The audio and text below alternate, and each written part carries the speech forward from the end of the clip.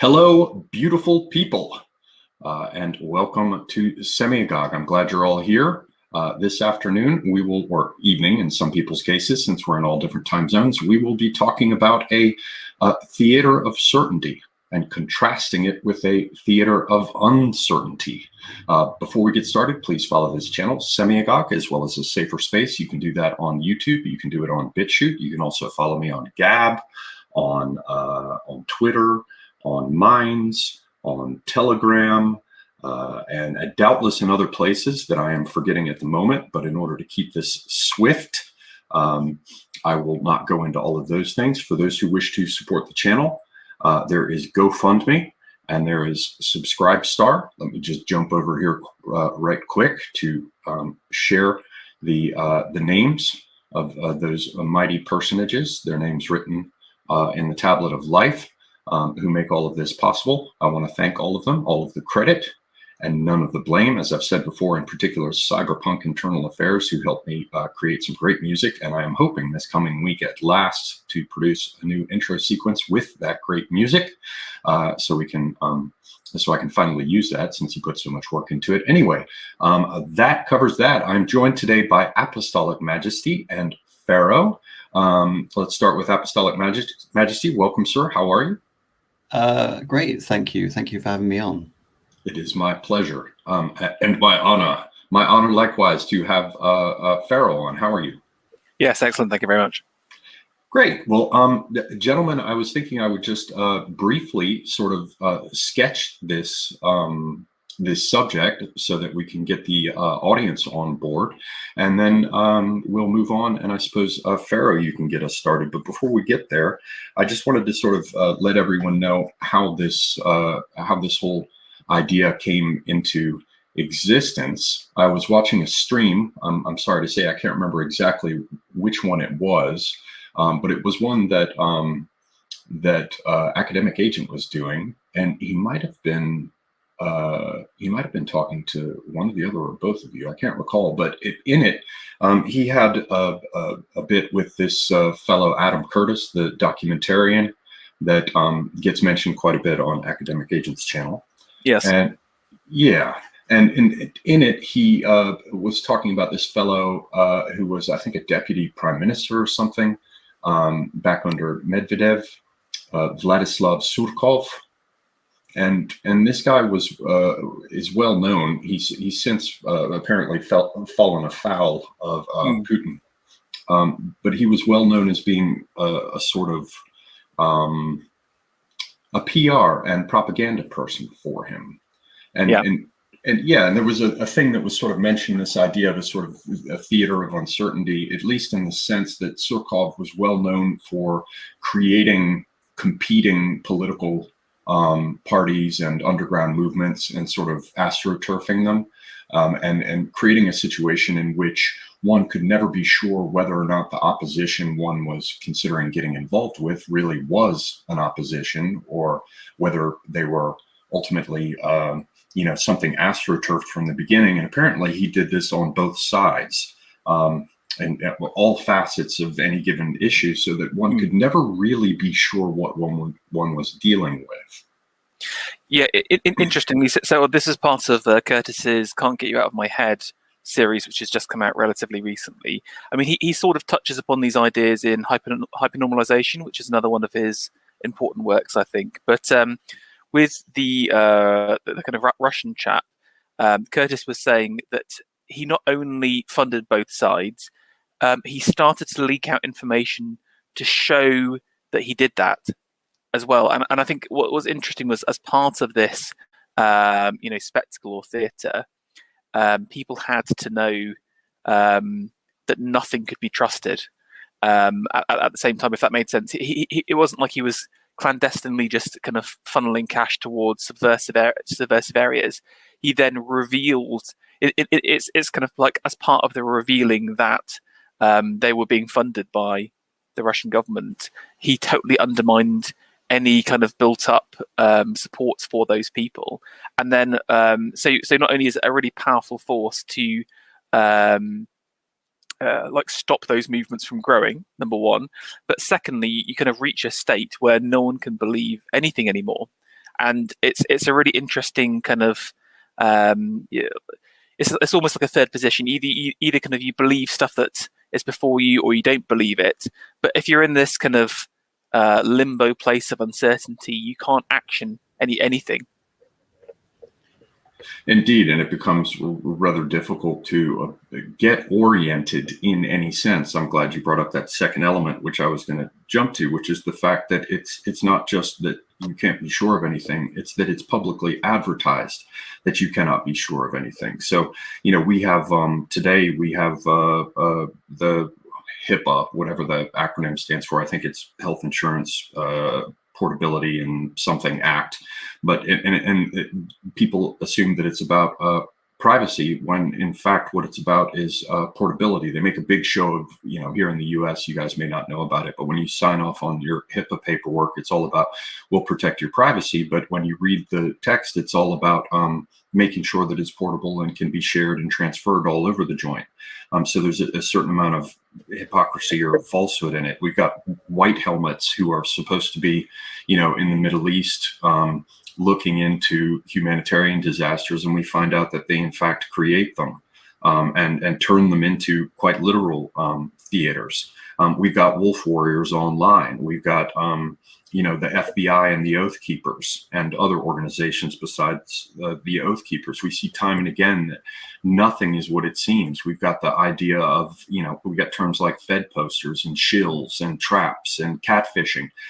Everywhere we look, we cannot be sure what is going on. And it is so widespread that one begins to wonder whether or not, Surkov was not perhaps a bit late to the party. And one wonders what Curtis would have found. I haven't seen this series. Perhaps he does touch on it. If he had looked as closely in the West for these same kinds of themes. The interesting thing you bring up there is that I believe there is a direct precedent in Russia of the exact same thing happening. Way before Sukharov, I believe this happened under the Tsarist regime. During the early 20th century, various operatives of the Okhrana, such as Rachkovsky and the Interior Minister Trepov, specifically advertised the idea of police socialism.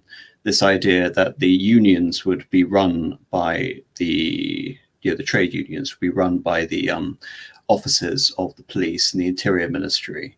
And when they go on the strike, there was this ambiguity as to whether the strike was actually genuine or whether it was astroturfed from the state to try and act as some sort of containment. Even political acts of assassination were often committed by men who were employed by the Okhrana. And one of the most famous episodes in late Imperial Russian history, the Bloody Sunday incident, was organized by one Father Gapon, who was actually a police agent.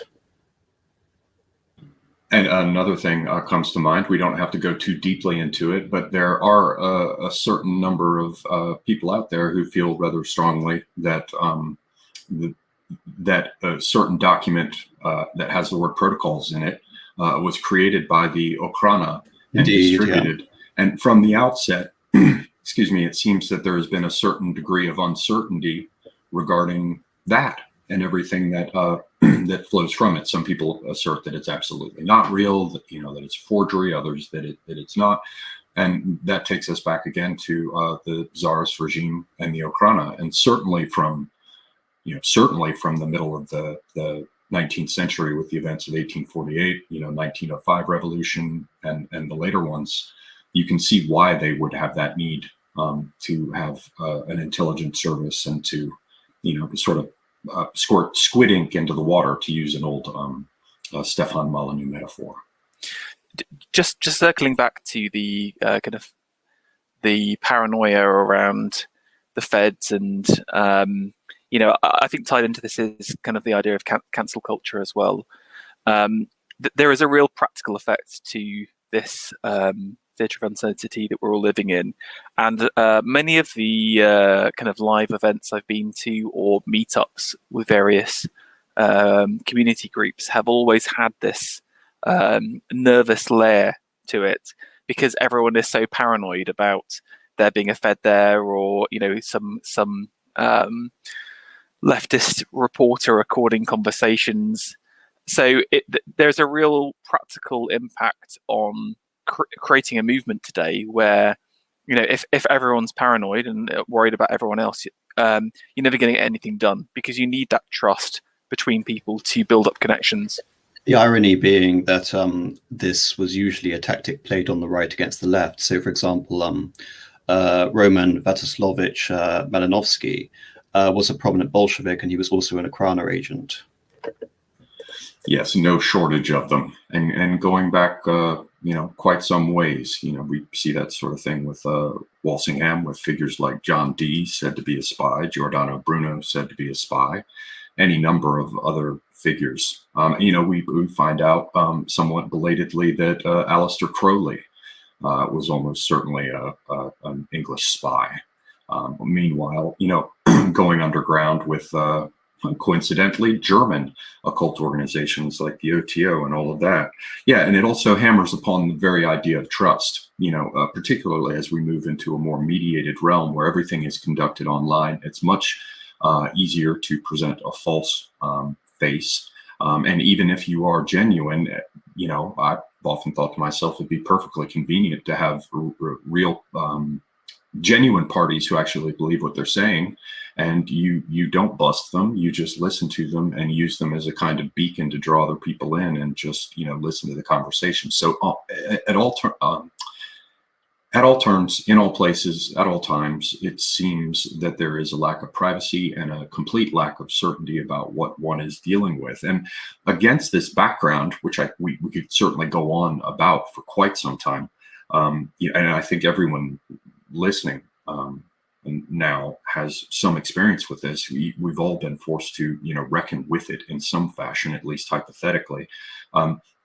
Against this this sort of theater of uncertainty, which has as its fruits all these things that we've considered, there was once upon a time, at least partially, an attempt on the part of regimes, be they political, be they religious, perhaps both, and as well as any number of social and cultural institutions. There was, it seems, at least in part, an attempt to instill certainty and a sense of orientation.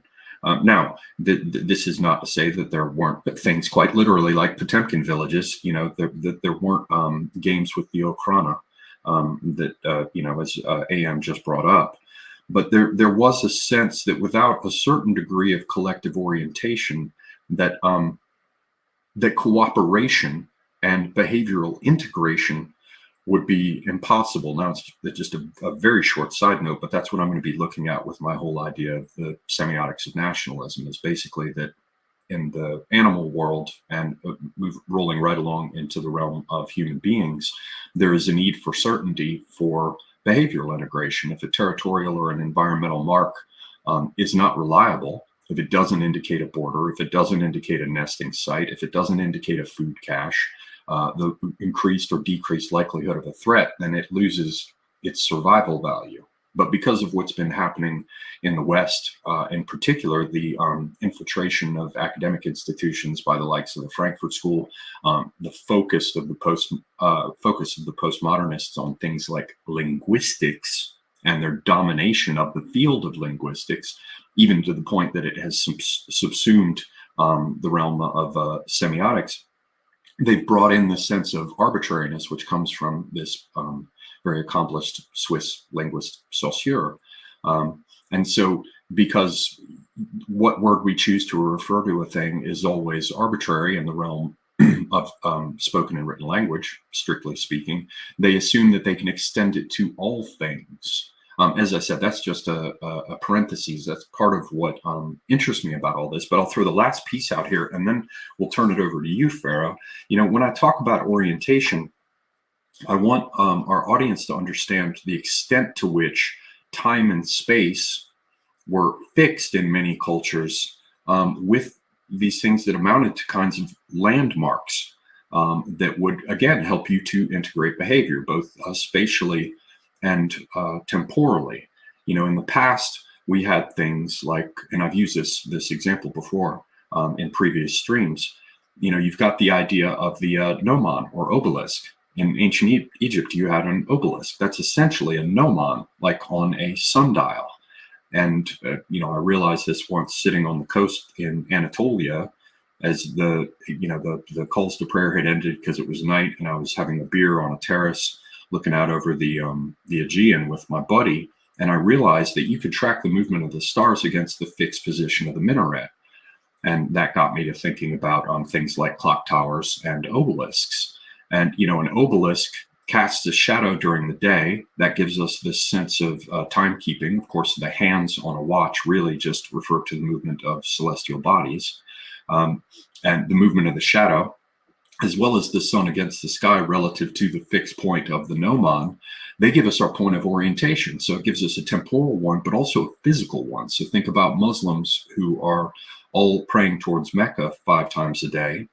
Think about their minarets, which are sending out the call to prayer 5 times a day. So they're locking in a schedule or a cycle. You'll see that with clock towers in the West.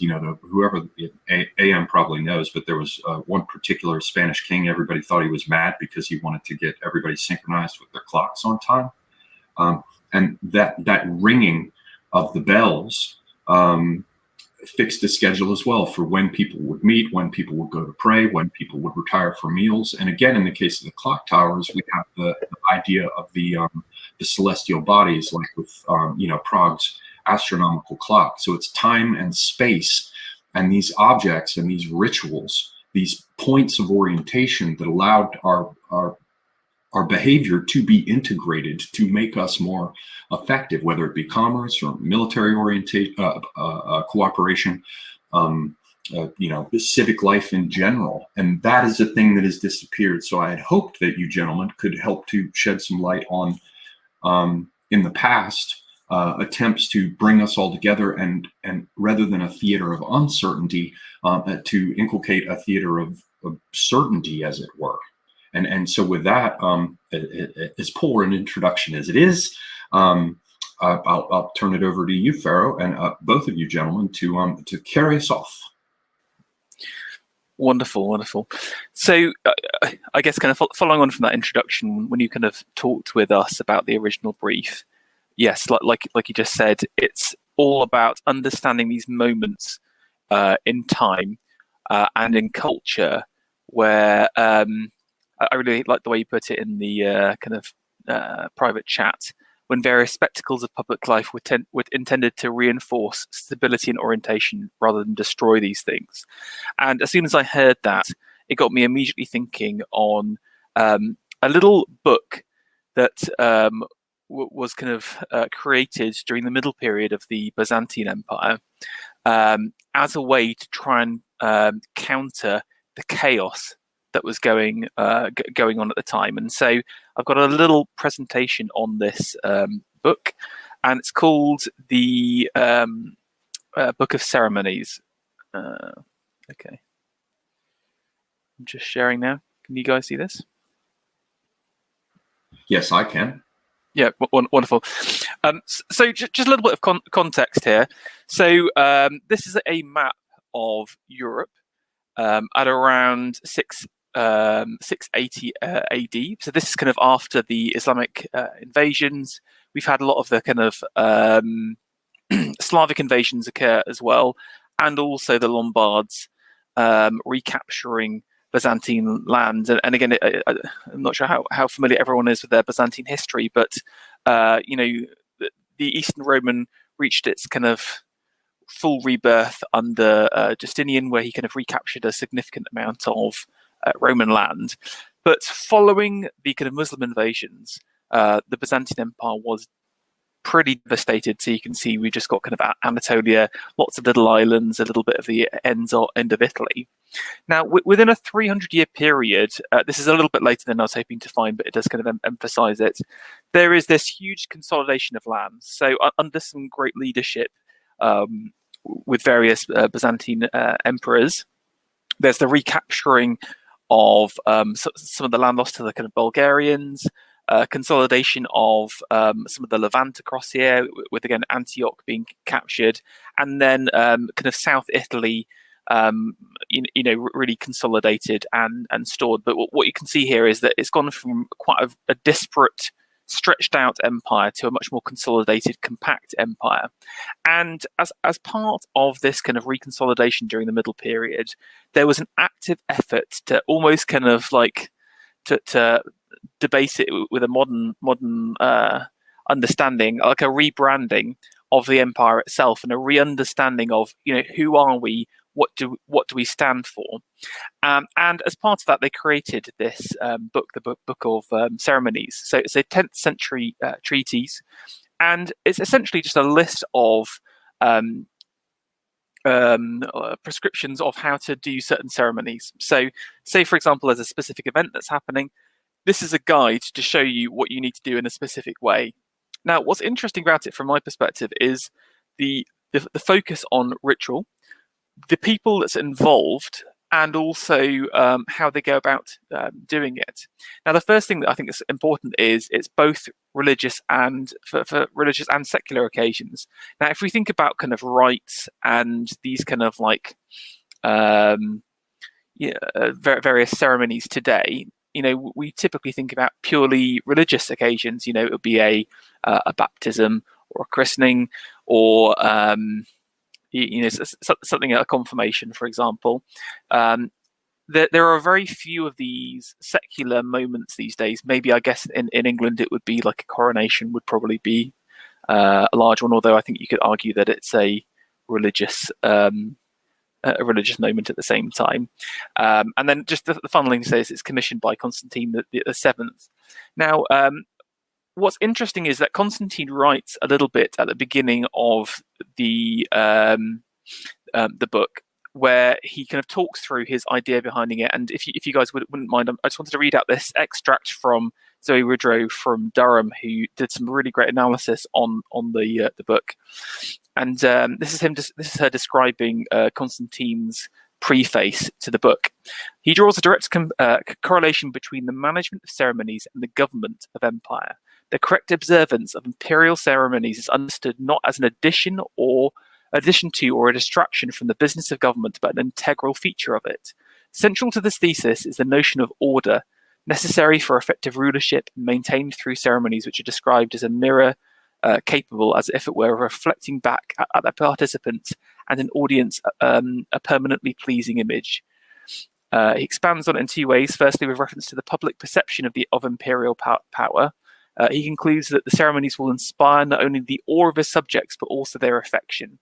Second, with reference to the imperial authorities themselves, the ceremonies will ensure that their conduct works in harmony with a universal order established by God.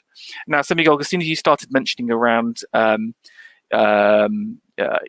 astral bodies, etc., it made me think about the music of the spheres and medieval understandings of harmony and the universal order. And I think what's interesting is how Constantine has kind of has identified correctly what's the point of these rites and ceremonies at the same time. It's about establishing order, and again, I think order is a really interesting word because again, I see today is the age of chaos. It's the age of rabid individualism where everyone can do their own thing, while for Constantine, it's about maintaining this connection together. If I could throw in there very quickly on taxes. That gives us taxonomy, which is how we organize into categories all the various subjects of knowledge. It's also how we give. It's the basis of tax, in terms of taxation.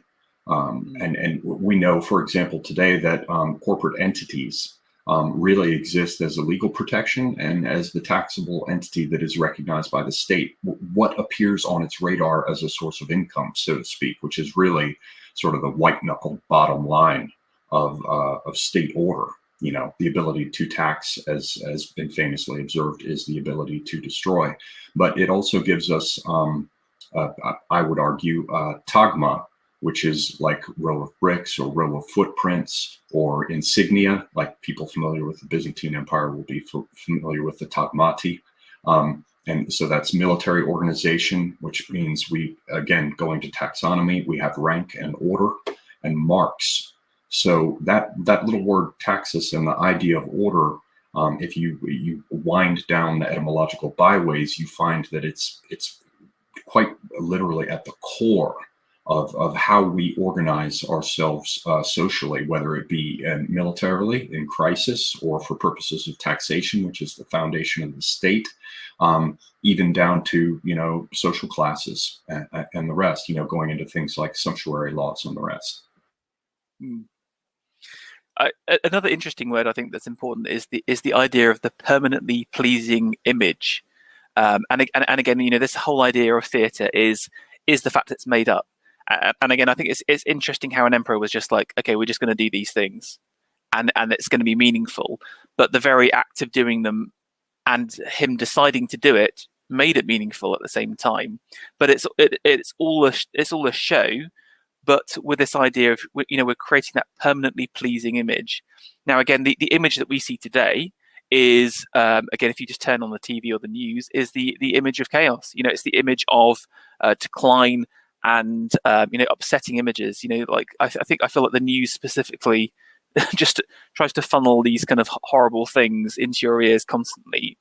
There's a really interesting little bit in some of Goebbels' writings on propaganda, how he describes that to have control over people, you need to have them in a state of permanent anxiety. And again, I think that's the situation we are in today, where everyone's anxious about the world and what's going on and what's living, because unlike this permanently pleasing image, we're presented with a horrific image, a nightmare image that is not good. But yeah, I thought a really powerful and interesting little introduction. Now, I've just got a couple of bits on. We won't go obviously through the whole thing, but just some of the ceremonies he's got inside this book, just to kind of show what are the kind of things that he was thinking about. Now, there's a huge number of religious ceremonies. Obviously, the procession to the Hagia Sophia, which would occur on a weekly basis, and also for various saints' days, and also moments in the Christian calendar as well. So this is super important. Again, the procession from the Imperial Palace, etc. So literally just walking to church, becomes like a really big deal. But also, it's not just about the emperors. There's obviously emperors in the church, return to the palace, but also this one here, the organization of the factions. And I thought this was quite interesting, and I've managed to pull up what this actually was.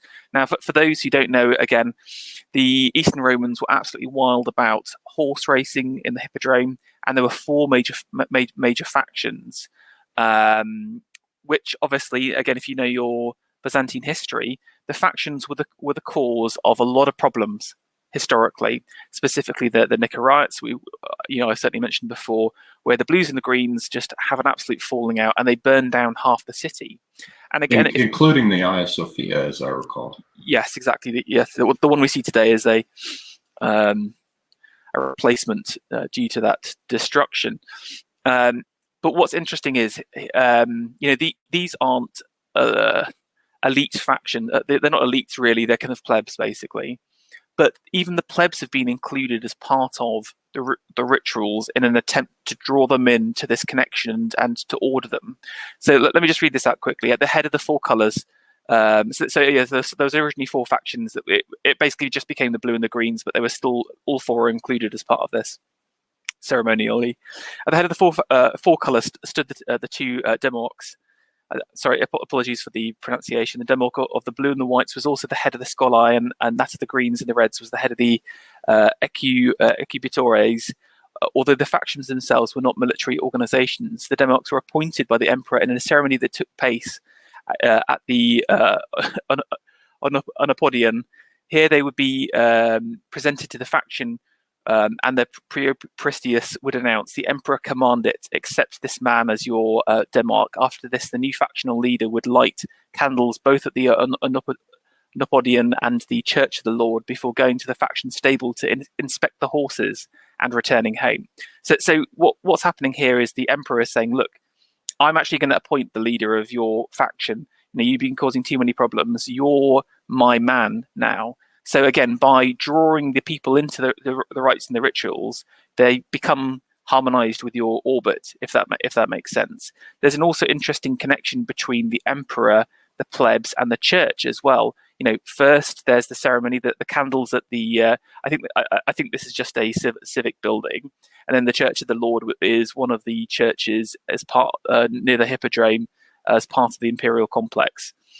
So the church plays a part of this. There's an interesting total lack of secularization in the way they structure things as well. The church is heavily involved, but I really like how at the end, he had to inspect the horses before returning home, so he still has to do his job at the same time. So one way we can bring in order today is by connecting people together through these kind of rites. And it's also interesting that we often see obelisks raised. I recall there are some still standing in Istanbul at the Hippodrome. And so you have the idea of people gathering together, whether it's, a long oval or a circular, something like the Colosseum. You have the idea of everyone in the community gathered together in a circle to witness these things happening. We see echoes of it with the singing of the national anthem at a major game in the United States, or, once upon a time it happened. The only other thing I'd point to here is there's a very interesting thing going on with these colors, with reds, blues, whites, and greens. If you take a look at any number of Tibetan tankas or yantras,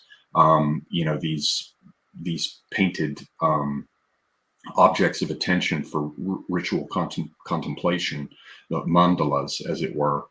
Some of them represent Mount Meru, which, and this is sort of the world mountain, and it's depicted as though viewed from above, and they're very, very symmetrical, so that your eye goes to the center of the symmetrical figure. But this world mountain is usually depicted as being divided into 4 quarters, and as I recall, they're blue, white, red, and green. So I think there's something with Eurasian culture and these ideas, this idea of 4 colors. I'm not asserting that the Byzantine culture was somehow tied to Tibetan, but I do think that it's worth looking into whether or not, given that we sort of have center points with things like gnomons or obelisks, it's worth looking at whether or not the blue, the white, the red, and the green corresponded to the 4 directions. But again, we see this idea of organizing the people, coming together in a circle, a center point of attention, and spatial orientation, possibly with these colors in the 4 cardinal directions. Yeah, and again, I there probably was some kind of connection to the colors and meaning, but I don't know specifically for the Byzantines. But yeah, I think it must have definitely had some kind of significance.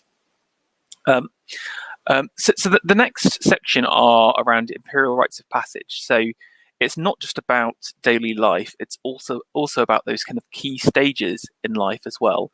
So you've got things like the coronation of Augustus. That's the kind of queen or the empress, marriage, birth, death.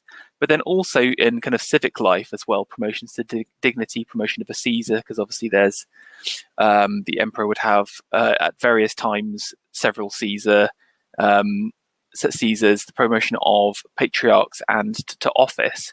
So again, it's both kind of civic and the court now sort of goes into the orbit as well, and also those kind of life stages.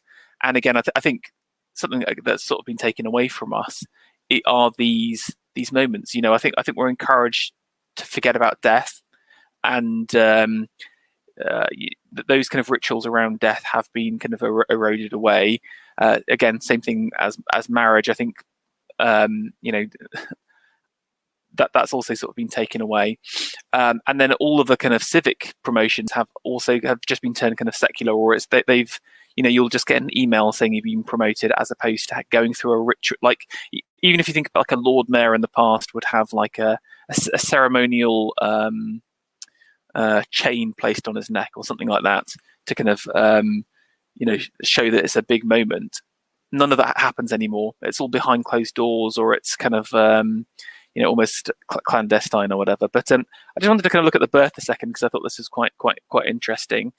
So as part of the birth, basically you'd have a week-long period of celebration during which food was given to the new mother to aid milk production, and recovery, so that's like cash, was distributed to the factions, and tagmata at the triclinios of the 19 couches, and to the poor at the meze. So again, it's the kind of distribution of coin to the factions again, who are again these kind of really important groups, but also the poor within the city. On the day of the birth, the Senate would enter the palace to congratulate the emperor and express their desire that the child would come to rule and inherit a paternal royalty for the good governance of the empire. On the third day, the acclamations of the factions took place, and so on and so on. But basically, each one of those days, for 8 days, there is this kind of moment of celebration and connection to the new emperor. So it's kind of like you're forging a connection to the person who's going to lead you in the future.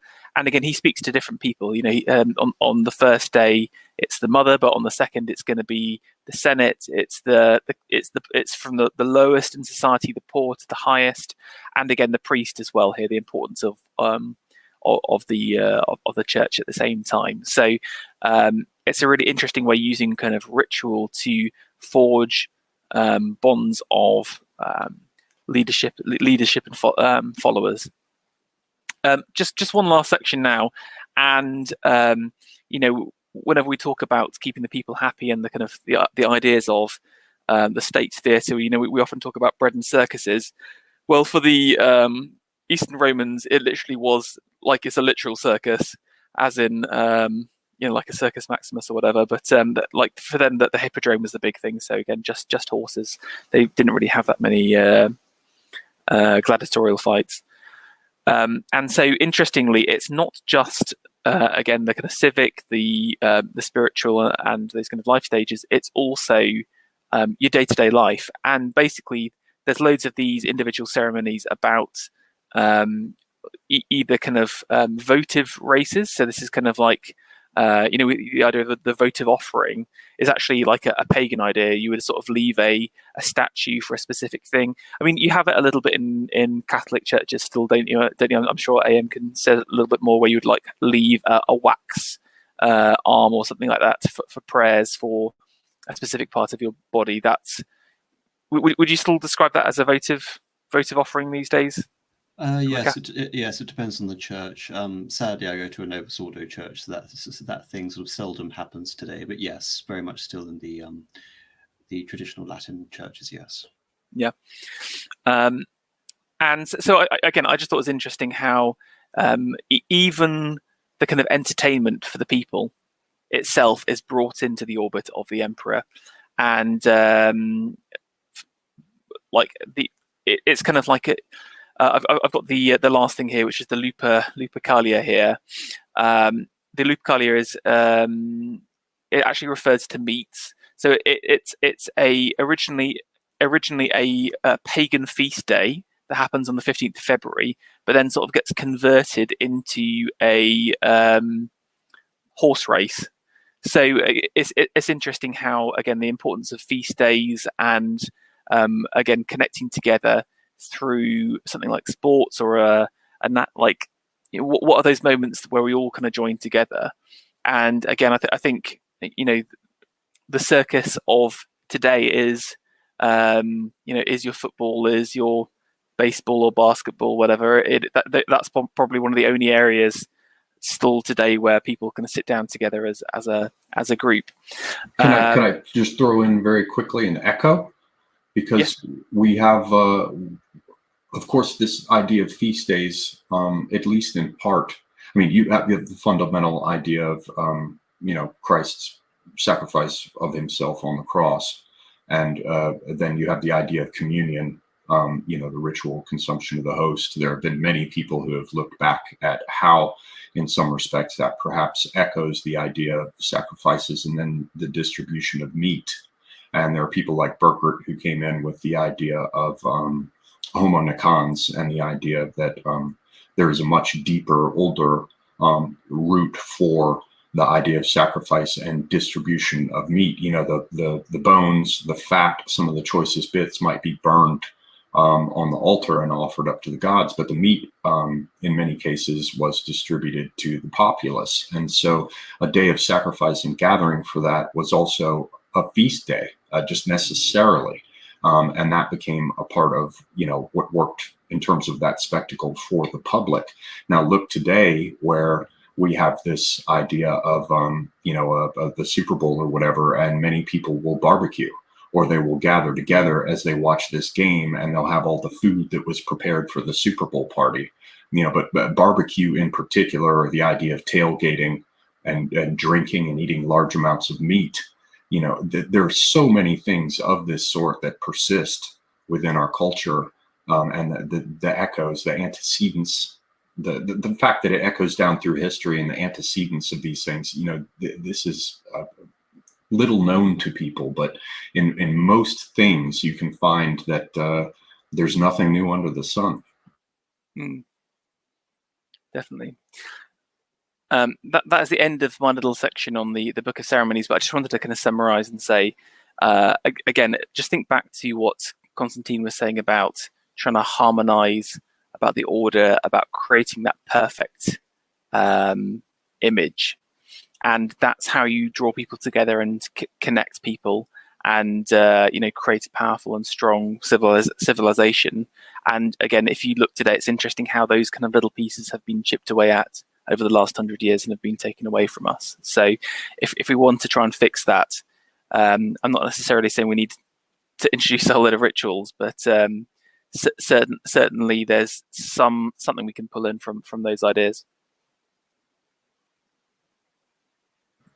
Very good. AM, you had some. If it is as it seems that Ferro has completed the part he wanted to cover. AM, what do you have for us, sir? Yes, well, really, just to substantiate the point made by Ferro, I just want to make some observations about two examples, just to give sort of a wider global complex that both happen in the same period. One is focusing on the court of Louis XIV, and the other is talking about the Tokugawa Bakufu. So if it's all right with you, I'll start by talking about Louis XIV. Just to sort of grant a little bit of perspective, I think the main thing that distinguishes the theatre of certainty, if we are to refer to it as that, in the court of Versailles, as opposed to the, again, you can almost say much more elaborate Book of Ceremonies, is the fact that this is very much a closed community, the Palace of Versailles. And one of the distinguishing features is that Versailles is moving away from the capital, Paris, and moving away from the masses. And you could say in this, you're sowing, many of the ill omens which are going to cause the French Revolution, and that you build this new sort of court of ritual and ceremony to a very small group. But I'll explain why it was dedicated to this very small group, which are the noblesse de paix, the nobility of the sword. France, up until that point, had basically been, in addition to constant wars with many of its European neighbors, it had been the history of the consolidation of the royal house. When the modern nation of France was founded with Hugh Capet in the late 10th century, the royal house, or the de Mons, was only a very small part of France, originating around the Ile-de-France, the Isle of France, which the origin of the royal domain of France. And over the course of hundreds and hundreds of years, really accelerated during the late Capetians and the 100 Years' War. The royal domain of France expanded, greatly to encompass a lot of, but not most of, the modern nation of France. And we see this consolidation, through, in particular, the chief ministers of Louis XIII, Cardinal Richelieu and Cardinal Mazarin. And we have the French religious wars. We have the siege of La Rochelle. So the consolidation both of France's religious identity and of its consolidation under a centralized administration and the king. So at the beginning of the reign of Louis XIV, we have this uprising called La Fronde, which was basically one of the last great uprisings of the nobles against the king. And so when we look to a theatre of certainty in France, it very much was to inculcate a servile attitude among the noblesse d'épée, the nobles of the sword, so they would never be in a position to threaten the king again.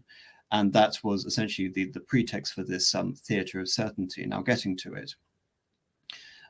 Louis XIII decided to pick the hunting chateau of his father, Louis XIII, as the basis of this new grand and royal project of the Palace of Versailles, and he brought in the best architect of his time, Levant, to construct this massive palace around the original chateau.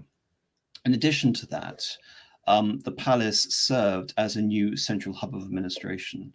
So all of the prominent nobles of France were expected to arrive at this new Chateau de Versailles and offer their various services. But as you can see, despite it being principally an administrative center, he was also able to almost make a mockery of the nobility by making them extras in this grand play of which the king was the center.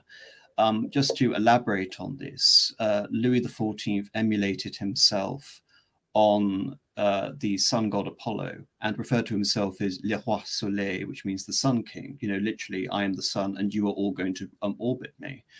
And this started at a very young age. I mean, in terms of his sort of theatrical career, he, as a young boy, I believe at the age of 14, began to become seriously interested in ballet, premiering his performance in 1651 with the Ballet de Cassandre.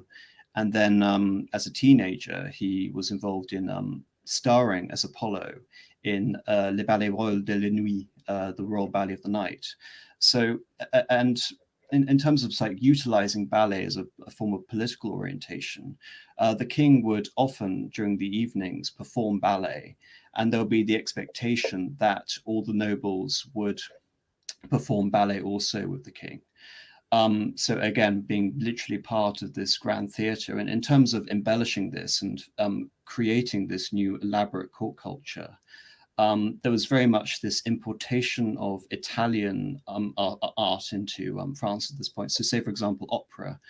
We have the maturation of the French operatic tradition, which again had been basically imported from Italy. Ballet had been imported earlier from Italy during the regency of Catherine de' Medici. And we have all this finessing under his the musical genius Lully, again, an Italian who becomes a naturalized subject of France. So we have the creation of all of these new forms of high culture. And in terms of ballet especially, Louis XIV loved performing the opera ballet or the comedies of Molière. You also have this grand attempt at royal image making. So say, for example, you have the art of Charles Le Bon, ostensibly creating these allegorical works of art where Louis XIV would model himself on, among others, Apollo, Alexander the Great, or various Roman emperors. And these were very much sort of idealized notions of the king as having, complete divine right, and that he was the physical embodiment of France, the physical embodiment of the state. L'état c'est moi, I am the state, again, was a famous quote by Louis XIV. And we also have this, massive expansion of royal portraiture under Hyacinth Vougeot, again, creating these elaborate regal portraits of Louis XIV as the center of the universe. And within the court, there was also a incredibly sort of established ritual, which again made a mockery of the pretensions of the nobility to have any sort of sway over the King of France, to establish him as the object of all certainty, through which all favor is granted.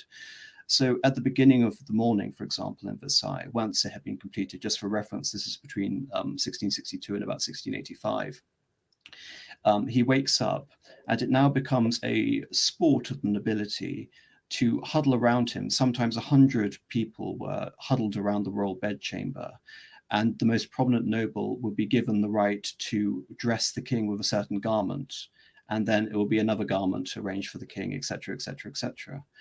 And this would be the same procession for various, cabinet meetings. They'd be turned into these elaborate shows for people to come by. He would enter after having been dressed into the Hall of Mirrors. And to put this in perspective, glass was an incredibly rare material at that time. So the idea of this entire sort of palatial hall of a reception hall, filled with all this glass was, considered sort of beyond luxury at that point. And from that position, he would basically receive, the petitions and commentary of the nobility. And the nobility would be, debased to this position where they would just be huddling around him, desperate for some sort of nod or sort of sign of approval or even sort of acknowledgement. And therefore, the king was able, again, as I say, to make the entire sort of centrality of court life around him and his person. In fact, the French nobility had to, by and large, move out of their grand estates in the provinces where they could have organized potential resistance and political opposition to him, and to come to Paris to be part of this grand ritual centering around the king. And this ritual would extend to his lunchtime, for example, more prominently his supper time, where again the royal dinner would be this grand occasion. So yes, in terms of like a general explanation, it is this design, this conscious design, to make yourself the king, the object of France, the center of the entire world, and all the central nobility are to gravitate around you. And this wasn't just a display for the French nobility. This was also a display for Europe as a whole, to establish Versailles not only as the center of France, but as the center of Europe. So courtiers from all over Europe would come, and they would begin to consciously imitate the patterns of France. And French will become diplomatic French, will become the lingua franca of all Europe and all courts, especially, as we mentioned, Russia, but all trying to imitate the styles of France. And this is something, again, which I'll link back to Ferro's comments about the Book of Ceremonies, is that the idea of the Book of Ceremonies wasn't just to focus on the various rank holders, the court, and the masses of Constantinople, but it was also to give an impression of complete awe and mastery to any sort of diplomatic envoy who would come. So I think it's Liutprand of Cremona is one of our best sources when it comes to the court of the time of the late 10th century.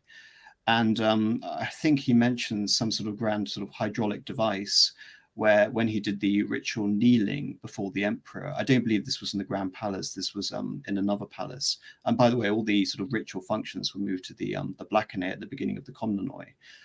As he knelt, the palace, the grand throne in which the emperor was sitting was actually raised in front of him to give him this, impression of mastery, but also the complete technological superiority of the Empire of Constantinople, of Eastern Rome. And so with Versailles, there is very much this, I would say, this consistent link between the Book of Ceremonies and this attempt to create this grand court culture around which all of Europe would have to show complete awe. And again, the fatal sort of flaw in Versailles is that it created a very insular culture. Yes, it may have won the nobility on your side, which had until that point been the greatest threat to your reign, and provided a sense of certainty among the nobility. But as we see, it is the third estate that is the main threat to the French monarchy by the 18th century. Very interesting. A few things come to mind. One is that we see similar sort of rituals where you have the nobility brought in and expected. Let's not say forced, let's say encouraged and expected to wait upon the person of the monarch.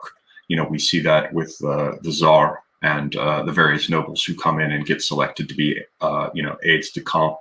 And insofar as, certainly in the case of the Sun King, and certainly in the case of a Tsar, the single autocratic ruling figure of the nation, they thereby embody it, saying, I am the state. And so in that spectacle, whether or not the public sees much of it, they know it's going on. The nobility themselves, who could, in certain circumstances, certainly in France, many times were historically the source of a great deal of trouble. They could be brought in, and in their own theater, they literally wait hand and foot upon the person of the king, who in turn represents the nation itself. And so we see sort of our own little side theater there at the very, very top. Yes, and I think, again, the only sort of part of this court culture that was lacking was actually the opera. I mentioned the opera was finished under Lully. Famously, Louis XIV couldn't afford an opera house because, of course, this came at massive expense for the French realm at a time when Louis XIV was basically fighting constant wars, and not all of the wars were successful. And there was massive funds also dedicated to the Vauban fortifications that basically established the modern geography of France to a large extent. And another sort of element about Versailles, it was also a monument to French industry and French culture, not just to the person of the king. So as I mentioned, with importing these customs from Italy, it was a conscious attempt to imitate Italy, but also improve upon Italy. And there was this, again, another conscious attempt to make sure that Versailles represented the best of French manufacturers. Another sort of more recent example I can think of is possibly Ceausescu's Palace of the People. That, you know, great sort of monstrosity to communist rule in Romania, which I think is one of the heaviest buildings which has ever existed, which had to have, you know, Romanian-made manufacturing absolutely everywhere at great expense. Yeah, and that is quite a spectacle. I've seen it. Yeah, I think the only building that's larger, or at least at the time that I looked into it, is the Pentagon, and the sheer space. You know, there's the whole joke about the, you know, for me anyway, of the enormously wide boulevards or whatever that were clearly built so that you could have sort of the spectacle of the communist parades rolling down them with the rocket launchers and tanks and, you know, men goose stepping and everything. There's just an enormous space cleared around it. Yes, and the idea that it was Ceausescu's palace, I can never pronounce that correctly. I get my ch's and my shiz confused, but the idea that was the it was referred to as the Casa Popolo Lui when it was anything but. Yeah, there's considerable irony there. And one thing I do want to point out is the business of the fashion. I mentioned this briefly before we went on. I'm sure you're well aware of it, but it seems as though it's something that should also be on our radars. You know, once upon a time, there were fixed codes for clothing. You know, there were sumptuary laws, you know, who could wear purple, who couldn't, you know, who had to wear a yellow star, you know, because those weren't mid 20th century innovations. What sort of hats could, should, or should never be worn. You know, these sorts of things were codes that persisted for quite some time. Now, you did have fashions, which is why art historians can come in and say that this particular thing that's undated, it's probably the first half of the 13th century because we know how people dressed. But there was not the shifting type of fashion that we enjoy today. And as best I know, certainly if I'm wrong, one or the other of you or both can tell me. But as I understand it, that came in under Louis XIV. And as it was explained to me, that was specifically a way to, number one, force these fractious nobles to be present at court to discover what the fashion for that year would be. And second, because it wasn't only the production of these very, very costly garments and shoes and buckles and hats and gloves and, you know, with galloon and, you know, all these various things. It wasn't just producing that for a given noble or his immediate family. It was producing them for his entire retinue.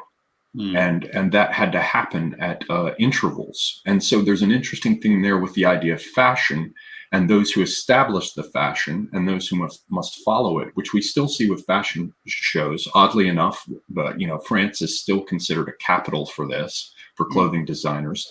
And this acts as a way to keep anything from lasting too very long. You know, whereas a fashion might persist for decades or a century or more in the past, certain aspects of it certainly beyond a century, royal purple, for example. Now we find that yearly, even seasonally, we find that these things must change, and we must look to a certain central authority or loosely arranged authority in order to determine what that is. And does it not, in its own way, keep us busy buying things we don't need? Spending our money on this year's clothing when last year's shoes work just fine. It seems to me just another dimension of all this. Yes, and sorry, Ferro. All I was going to say is that I think my views on fashion are it is the natural consequence of hierarchy, where as soon as you have an elite group, they will try to establish themselves visually, and that originally starts out being things like a specific sword or a golden belt buckle, or if you see some of the kind of early Anglo-Saxon helmets and all that kind of stuff, where that and you can see how after you go from warrior elites to I guess kind of elites who are living a more civic life, it becomes about the clothing. And as soon as you've got an elite wearing wearing clothes, all of the kind of aspirational classes below it, the people who want to kind of improve their position in the hierarchy, they're going to start copying those people, and that's fundamentally where I think the ideas of fashion have come from. Now, I'm not sure about whether Louis caused the kind of yearly fashion cycles that occurred till relatively recently, like even into the 80s. You would have again, the fashion cycle divided into spring, summer, autumn, winter, and then, like you said, you have various kind of catwalks across kind of key areas to show that. But there has been an interesting hyper increase in those cycles in the last 10 years or so. I think my understanding of it was that Louis XIV himself, of course, did massively influence fashion, including the popularization of wearing the wig. However, I also believe that his maîtresse en titre, the official mistress, also had a substantial role in defining fashion, especially for women. So in this case, that would be Madame de Montespan, who was the most famous mistress of Louis XIV. Very much, I think she had this seasonal effect on fashion.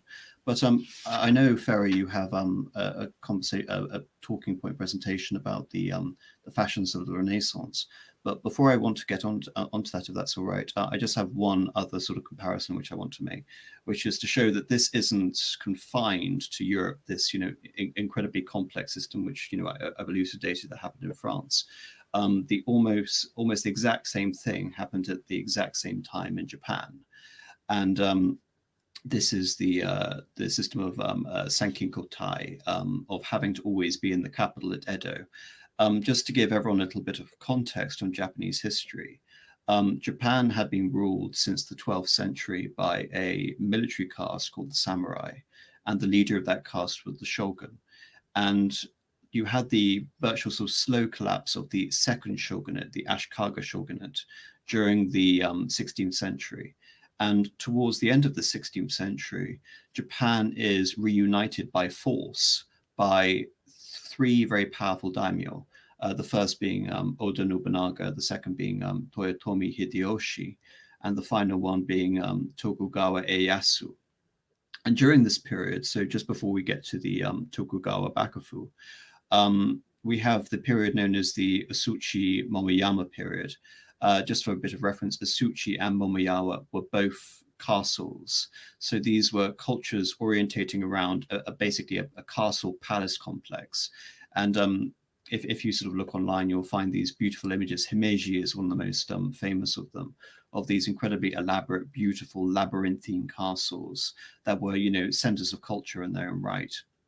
In addition to that, during this time, you have the advancement of No, which is the Japanese form of ballet, and you have Hideyoshi in particular picking up these cultural forms and wanting to become a master of them, even though he began his career as a ashigaru, or a levy soldier essentially, and he would rise to the rank of kampaku, which means imperial regent. And using that position, he would also try and master the art of the tea ceremony. through, the Sakai tea ceremonies, again inherited through the tradition established by his predecessor, Oda Nobunaga. What is also fascinating about Toyotomi is that Japanese society in this period of complete chaos had been relatively mobile, enabling someone like a Toyotomi Hideyoshi to rise through the ranks. Those Toyotomi was just an epithet granted to him by the emperor. It wasn't his birth name. He had started off as basically a peasant in the employ of his local daimyo, Oda Nobunaga, who he just happened to meet. And this is the man who, upon rising to the top during this febrile situation where all the social norms are being thrown out, he then confirms the social norms and creates this intractable situation of castes in Japanese society, emanating first nominally from the emperor, who was essentially the spiritual ruler and the principal progenitor of all these ceremonial forms, down to the temporal ruler, who is the shogun, then to the various administrative classes, then to the warrior class, then to the artisan caste, then finally to the merchants, and then you have the untouchables, who include the peasants.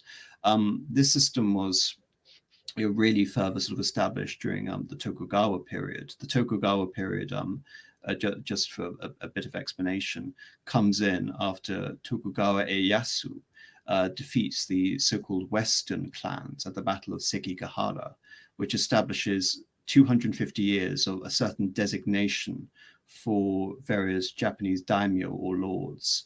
The ones who had typically fought or hadn't fought, basically fought against or hadn't sided with Tokugawa, were called the Tozama, which means outsiders. And they were basically banned from all sort of powerful political positions of influence, whereas the Fudai were established as basically those emanating surrounding the Bakufu.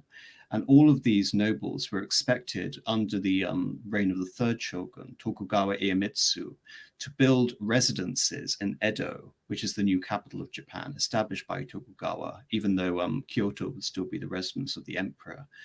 And for 6 months of the year, you were expected basically to, it doesn't matter whether you were the lord of a great clan, such as the Shimazu or Satsuma, to come all the way to Edo and again, just remain in attendance on foot at the whims of the shogun, and to contribute resources to building again his grand castle, which is the basis for the Imperial Palace in the center of Tokyo today.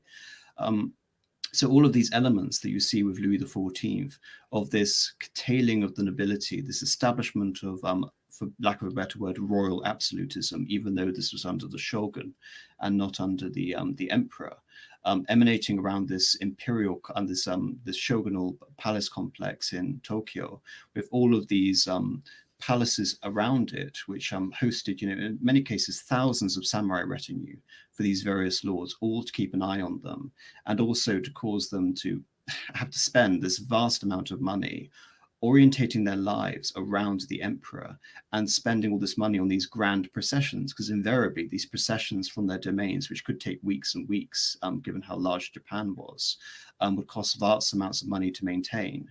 And the pedigree of your noble lineage was determined by the size of your retinue. So again, this was all just a means of ensuring control. And like we see in France, ensuring that the nobles weren't able to even afford the luxury of going back and to rebel.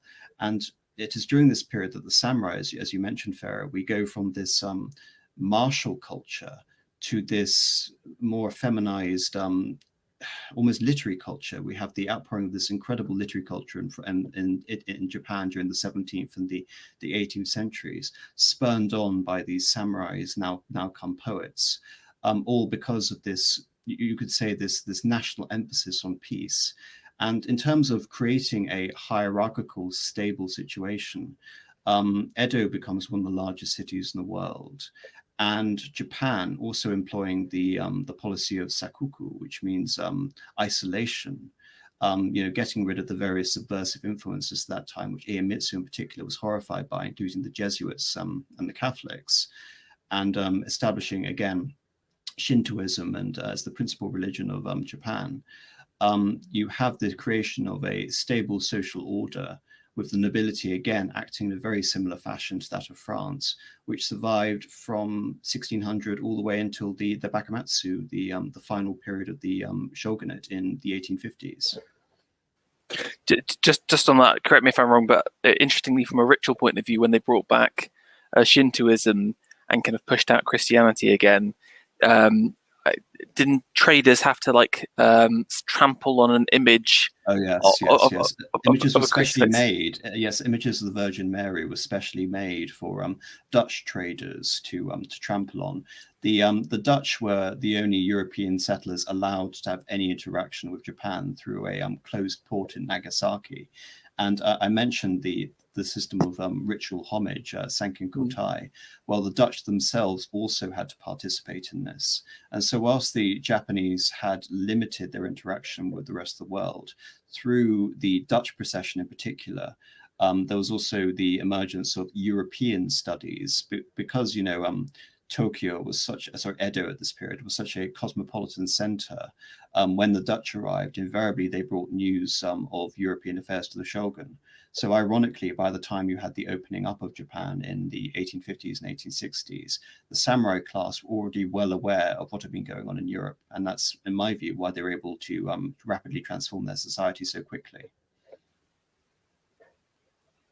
Interesting.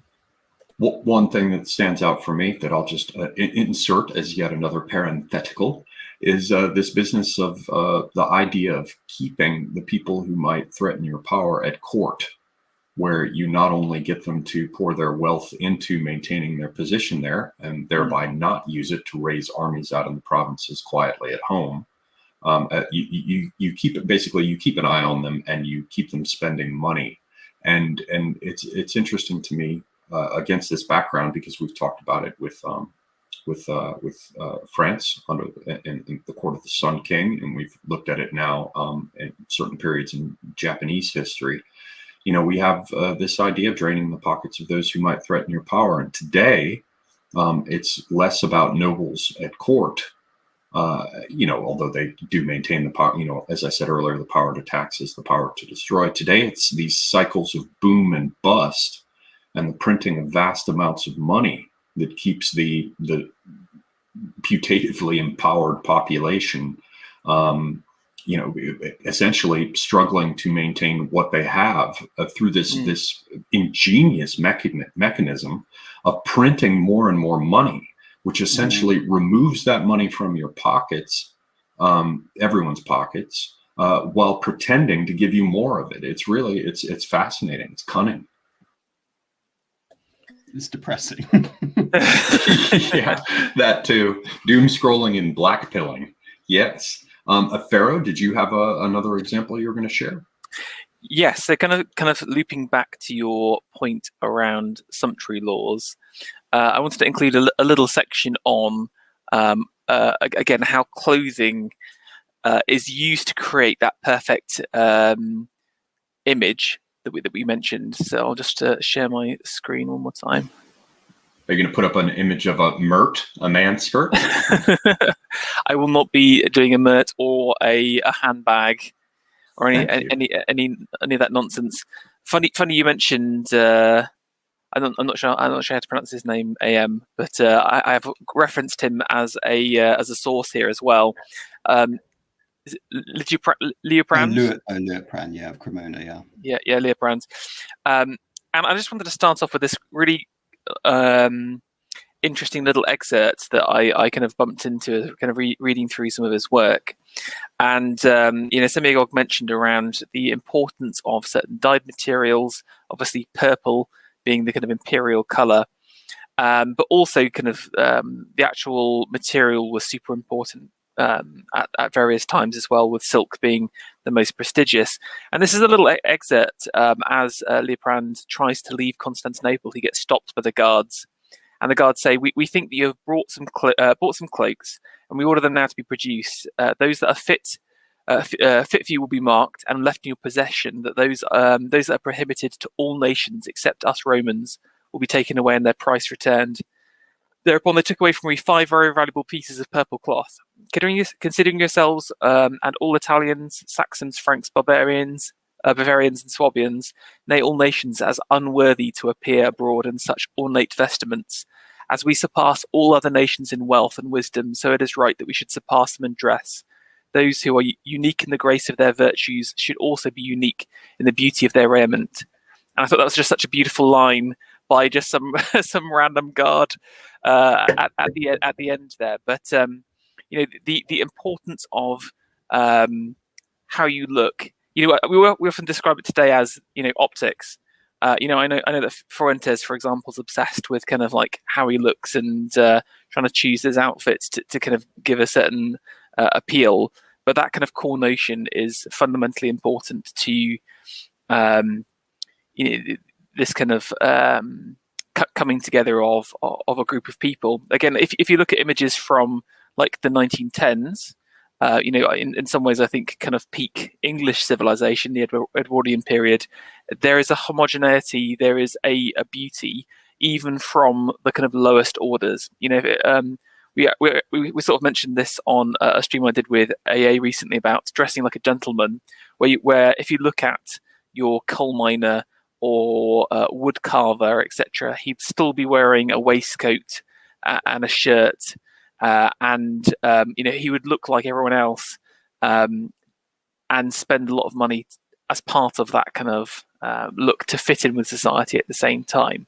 And again, this is something that there is an international dress code now. So notice it's gone from national to international, but also the kind of the lines of hierarchy are being blurred, and also gender as well. I think that the Mert or whatever, like you said, or the man handbag is very interesting. How they're trying to chip away at these kind of hierarchical notions through fashion itself. And again, it's a very important axis that we can see as part of this theatre. Now, you mentioned the. Sorry, do you want to? Well, one very quick thing, very, very quick, just not to depress you unduly, but I cannot help but observing or wondering, I cannot help but wondering what your Roman or the soldier who stopped to seize the goods would have said, where he, brought down to date here with us. And if he were forced to recognize that, at least in the United States in particular, there is one particular ethnic group that is fond of saying things like they were kings, who favor purple in all things, purple houses, purple cars, purple clothing. And one of the most horrible side effects is that, of course, you paid a price for your Tyrian purple with heaps, apparently, scores of meters high outside places like Tyr, of stinking murex shells. But once upon a time, that purple was not hot and ugly to the eye. But now, with the arrival of aniline dyes, sometime back now, the purples have not only been seized by all comers as though they could wear them, but they've also become so ugly. So yes, another sad observation, another sad historical irony. That I think that's a really good point around, would it be even possible to kind of restore something like this? And I think the answer is probably no, just because it's so easy to create different colors now. It's so easy to create certain materials. But I think there is something around creativity and containing it within a certain group. And again, I'm sure you've been kind of following AA's ideas of his kind of idea of the tens. But one of his points is the tens only sell stuff to each other. And again, that is kind of like an interesting.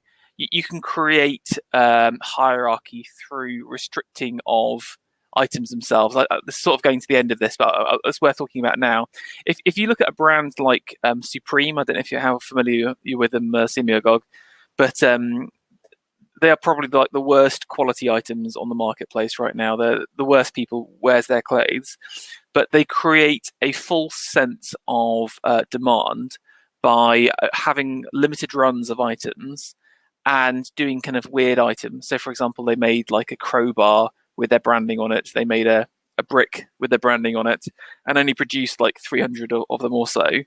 And so you have these that kind of collectability factor. But I think there could be something around there where, our sort of people only sell to our sort of people, if that makes sense. And so you're kind of creating that uniqueness as part of it. Whoops, I'm having a problem here with my mute. Sorry. You could also have someone like, for example, Panama Hat sharing sartorial wisdom. You could, for example, go back to something that I have always thought should return, which is something I heard about from the Elizabethan period, which is the idea, and of course it's much older, but the idea that certain things only circulate in manuscript privately. So the metaphysical poets, so-called, their poems only appeared and were published much later, and all of them had first circulated exclusively privately. So that's the idea of tens and exclusivity, and not trying to open the doors to all comers.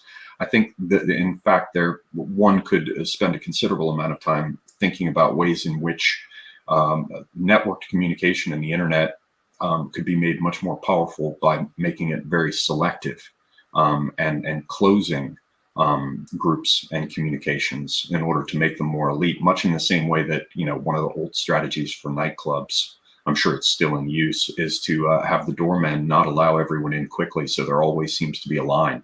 And you generate that sense that certain people, I saw that very much so with London nightclubs, certainly, and in New York, it's the case as well. In New York, it has to be a secret to be cool. It can't be marked, and you have to know it's there. But that whole idea of exclusivity, we cannot, as you surmise, do it so easily with things like fashion, but to make things more private and exclusive, has certainly some potential.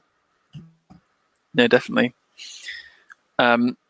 Just popping back to this a second, and this is something you mentioned before, was around these idea of laws to restrict items. And I've got another little excerpt here, and this is specifically under the Tudor period that Henry VIII rolled out. So let me just take some of this stuff here. No man under the decree of a lord is to wear any cloth of gold or silver, sables or woolen cloth made out of England, Wales, Ireland, or Calais.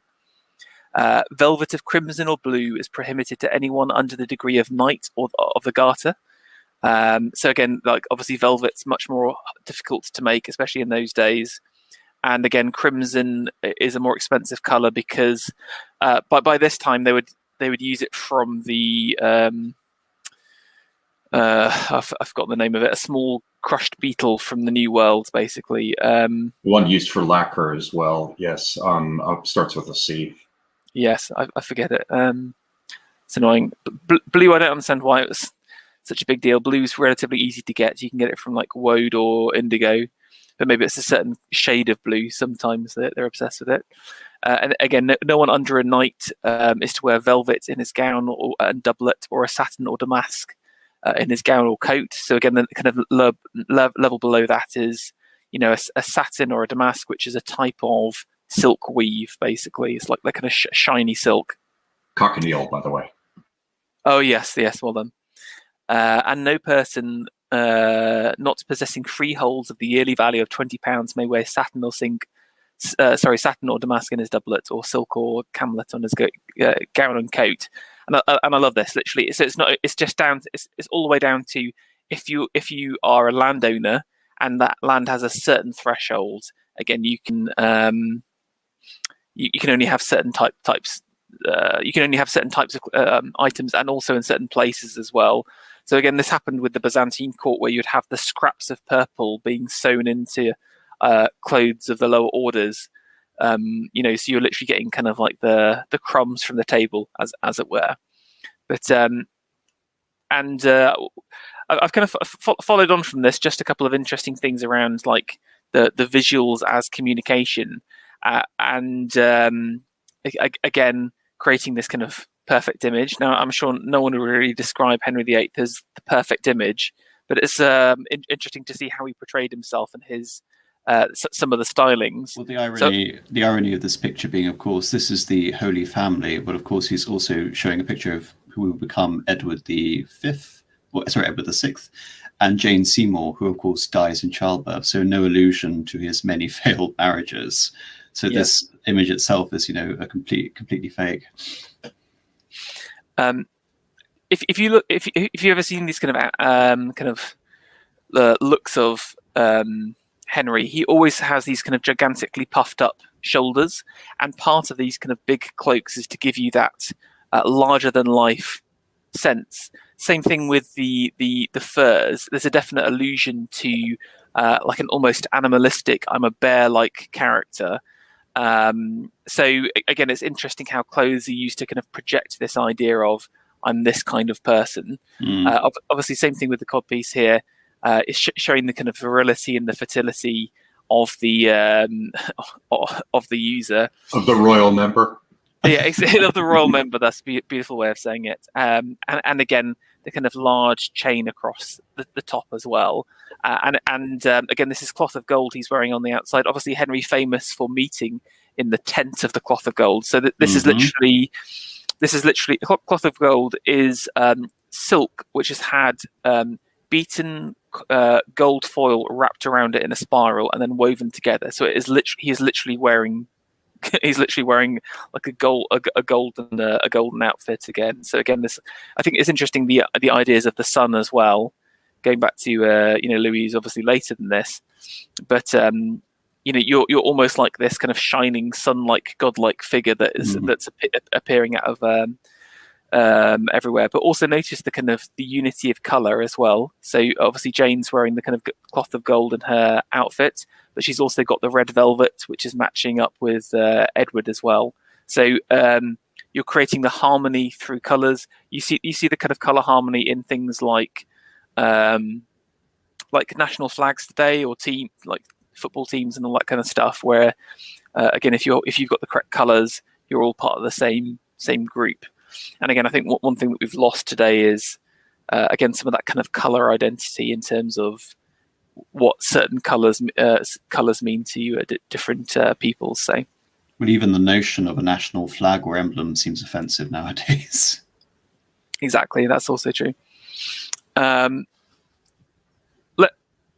Just as an interesting aside, obviously I've got a picture of Mary here, and I'm not sure, Synagogue, if I've mentioned this before on one of our streams, so apologies if I have. But what we can see here is actually wearing a very specific kind of silk, and it's actually a Spanish silk. And so she's using her fashion and clothes as a way of kind of projecting her politics and her meaning. And it's kind of like, you mentioned all the way back at the beginning about animals. And again, if you think about animal coloring, typically you have these kind of the hazardous colors, the kind of also reds and yellows and blacks and stuff like that to kind of warn people you're a dangerous animal. Mary here is sort of signaling that she's literally in bed with the Spanish by wearing high quality Spanish silks at the same time. So it's so interestingly animalistic, where it's kind of like I'm kind of showing my allegiance through what I wear. But I can't help, also note in terms of that wonderful point you just brought up, that this is a far more austere image, and that she's very much also trying to cover the image as the pious monarch, again trying to bring about this religious restoration, as we know with the return of Catholicism. And this is just like one point I'd like to make, which is this beyond the idea of a sumptuary law, but how clothes also denote profession. So at this time, wearing black was very common among certain clergymen, and again in contrast to the ostentation, one could say, of the Catholic prelates. Again, very much the symbol of the Protestant clergy as well. But within sort of positions of administration versus nobility within the Elizabethan court, for example. So we see, Robert Devereux, Robert Dudley, Robert Devereux being, of course, the Earl of Essex, both favourites of Queen Elizabeth, who often portrayed in these garish, outlandish outfits. I believe Robert Devereux even tried to create his own likeness as that of Julius Caesar at one point, much to the chagrin of Elizabeth. Then in contrast, we have much more subtle figures like Francis Walsingham or Robert Cecil, who again, in terms of their clothing, often almost exclusively wear black. And so I find interesting also this notion of pomp and ceremony, ostentation as representing the noble, the courtier, as opposed to the black representing the clergyman or the officer of state. Yes, because again, if you see Colbert, for example, he's always dressed in black as opposed Exactly, to yes. to Louis as well. So again, there's a hierarchy through what you wear. There's an association with identity, and again, the idea of religion's interesting because again, the Dutch style again is to go heavy on the blacks and the laces, which is a direct attack against the. So basically, all of these silks are being produced in either Italy or Spain at this time, both mega Catholic countries. And so, what do the Dutch do? You don't want to fuel the coffers of the enemy. You kind of create a new symbolic language through clothes by using by creating the emphasis on lace, which is produced in the Spanish Netherlands or whatever the Flemish regions, basically, modern day Belgium. So you're sort of escaping that kind of religious connotations as well. And again, all of this is sort of being replaced today by a form of internationalized outfits. What I always say to people is, like a brand like Nike or Adidas, it doesn't matter who's wearing the clothes. It's a brand for everyone. There is no idea of kind of a national identity behind it or a meaning behind it. It's kind of like the clothes of the international machine man. Just as a counterpoint to that, I've entitled this section "Germans," just to kind of show, especially at this time, or like through most times, you've been able to. It's quite easy to identify who a group is based on the clothes they wear as well. So there is this nationalistic element through their outfits. And during the Renaissance times, well, I would say it's the hats, their doublets, and also their beards as well. This is possibly some of the most horrendous selection of beards I've ever seen in a group of people. But is that an early neck beard? They're really big on the neck beards. I'm not going to lie to you. The German Renaissance, huge on the neck beards. But the German style has these kind of cuts in the kind of sides of the arms. These are a few Lucius Cranach paintings, and you can see it on some of this guy here. There's a little bit of beheading going on, and again, I don't know if this is true, but the story I've heard behind it is that it's related to the Land Knights, Landsknechts. Landsknecht. Yeah, there you go. Who obviously are kind of these roaming bands of Germanic mercenaries that would fight in the Italian wars. Never as good as the Swiss, but yes. Yeah, but they would plunder the silks of the enemies that would often of like the enemy nobles once they want to fight. But often they would have cuts in them through all the fighting that went on, and so they would include that as part of their fashion. So it kind of so the idea behind it is kind of like showing that you won that silk through a fight on the field of battle. So it's interesting how again the clothes are kind of showing part of your identity, which is we're like a warrior race. Where this is the looted items of our enemies, which is then tied into the actual clothing themselves. So again, as though they're wearing the skins of the animals they've killed. It is very much like that. And again, the same thing with like Germanic peoples during the Roman times. Again, the wearing of boar hides or again like Hercules and the Nemean lion or whatever. It's a similar notion. The properties of what you wear sort of get fused into yourself, if that makes if that makes sense, which I think is a very interesting connotation. But again, all of this idea of being able to identify someone just purely from what they wear has sort of been destroyed. I mean, basically, it's the British fault. I'm afraid we've sort of exported suits internationally everywhere. Again, like as soon as the Japanese started wearing them, under the It was all over. I think so. Is that not like 1910s or whatever? It's kind of like we subverted Japanese kimono wearing with Well, wearing a top hat. you do see these wonderful images of some of the Meiji oligarchs still wearing the kimono, but with a bowler hat. So wonderfully oxymoronic culture sense there, but nevertheless. Yeah, that's the beginning of true liberal subversion, I'm afraid. But that's sort of been taken to the next level with I'm afraid Americanized global capital, basically. But it's just interesting. It's not just the clothes; it's the headgear as well. So again, the hats are different depending on the region. I thought this is a good little selection of hats, and again the women's hair. Obviously I'm thinking back to the mid-century Germans who tried to revivify some of those kind of hair fashions. The kind of traditional style hair as well, to kind of show you what kind of person you are as well. You have that today with like some of the kind of trad larpers wearing their hairs in a certain way, so you can tell that they're of a certain political persuasion. Yeah, there's quite a bit of that. As far as I'm concerned, though, there is a good reason to bring back the bonnet in its varieties. Go on. Oh, I'm sorry, I muted myself out. Sorry, but look at women wearing bonnets. They look lovely. So yeah, bring the bonnet back or bust. I like that. And yeah, that ends the kind of the little thoughts on the kind of creating the image through the clothes you wear. I have some more sections, but I don't know if I'm boring everyone to death with. Not boring me. AM, did you have anything you wanted to insert? No, just to offer, the occasional point as we go along. Really, I've sort of given my main piece. I felt that my comparisons were hammering home on the same topic. So I think this broadening of the themes is from Ferro is much appreciated.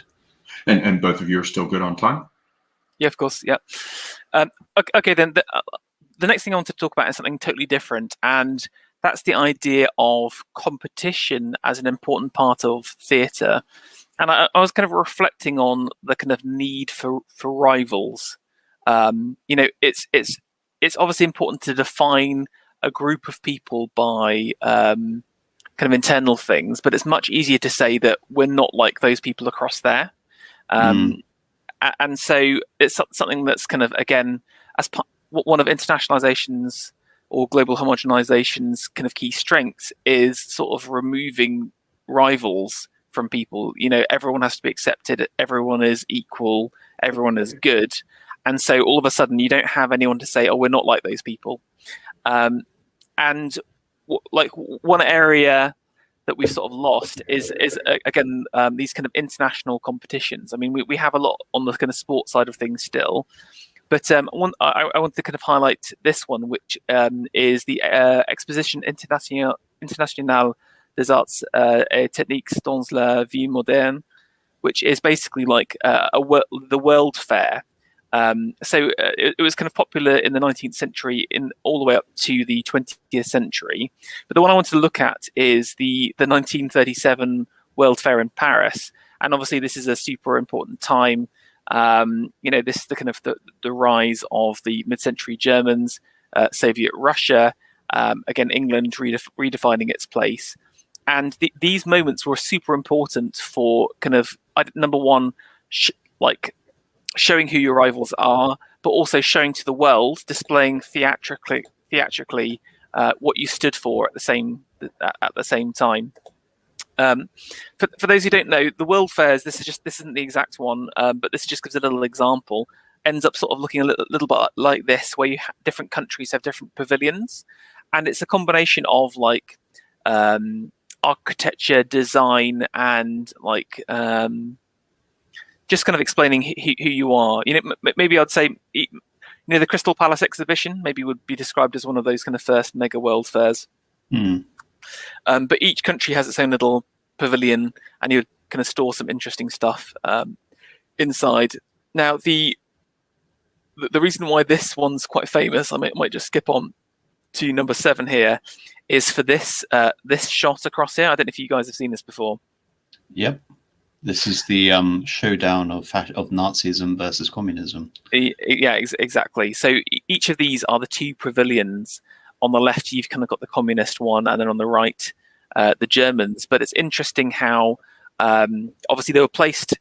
They looked at the map and realized they were opposite each other, and they used this international moment as almost a confrontation. Now, normally, if you kind of go back across here, you can see everyone's just sort of like cracking on doing their own thing. But having these moments of international competition allow you to, again, define yourself versus your competitor on the kind of global stage or on the ideas stage. So you can see I've got a close up here. This is the Soviet pavilion, and you can see at the center they've placed the man and woman wholesome workers of the world united together. That those are the kind of ideas they're portraying. So again, I mean, they've literally got a statue of saying, this is what we stand for. We stand for men and women being equal. We stand for workers united. We're connected together, and the kind of people that we are wholesome, and we're well fed, and all that kind of stuff. Now, on the German side, it's all about ideas around fraternity and imperial power of the past. So this is a building by Speer. He's one of the kind of like, I don't know if I should mention his name. It's one of the mid-century German. I've already mentioned the party, so I'm sure I've already destroyed Semigog's stream. Oh, it's all fine. Albert Speer, yes. Yes, I'm sure architectural planner, yes, and many other things, industrialist. Yes, famous armaments minister.